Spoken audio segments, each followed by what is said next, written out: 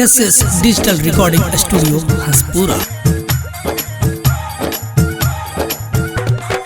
DJ Amit Tiwari ji, Amit Tiwari जी। हो जाला बाबा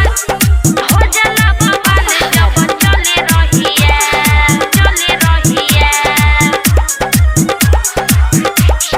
जब जब पेन्ही हम सूट करिया जब जब पेन्ही हम सूट करिया हो जाला बबाल जब चली रहिया। और जब जब पेन्ही हम सूट करिया हो जाला बबाल जब चली रहिया। अरे हो जाला बबाल जब चली रहिया। अरे हो जाला बबाल जब चली रहिया। डीजे अमित तिवारी जी, अमित तिवारी जी।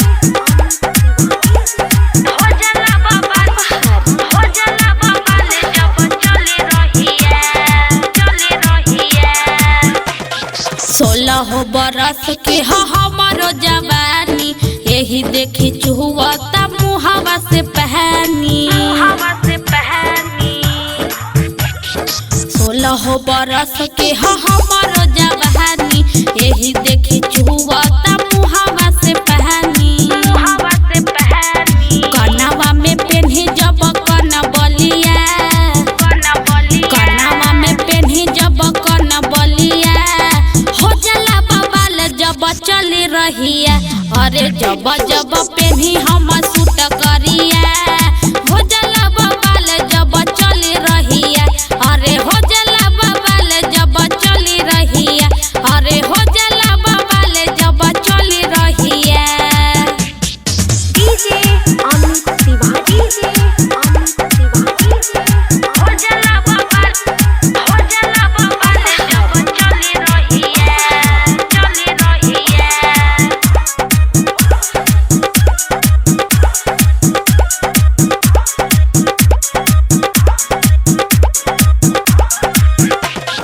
राहुल कहला देख के भइले बीमार हो रवि रंजन कहे हो जाई मार हो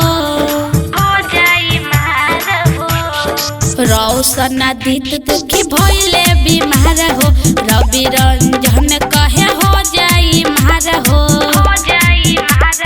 ऋषि राज के आवेला मुँह से गरिया ऋषि राज के आवेला मुँह से गरिया चली रहिया। अरे जब जब पेन्ही हम सूट करिया हो जाला बबाल जब चली रहिया। अरे हो जाला बबाल जब चली रहिया। अरे हो जाला बबाल जब चली रहिया।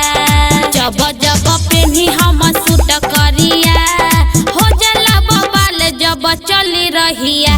अरे जब जब पेन्ही हम सूट करिया हो जाला जब चली रहिया। अरे हो जाला बबाल जब चली रहिया। अरे हो जाला बबाल जब चली रहिया। बुझाइल। SS digital recording studio.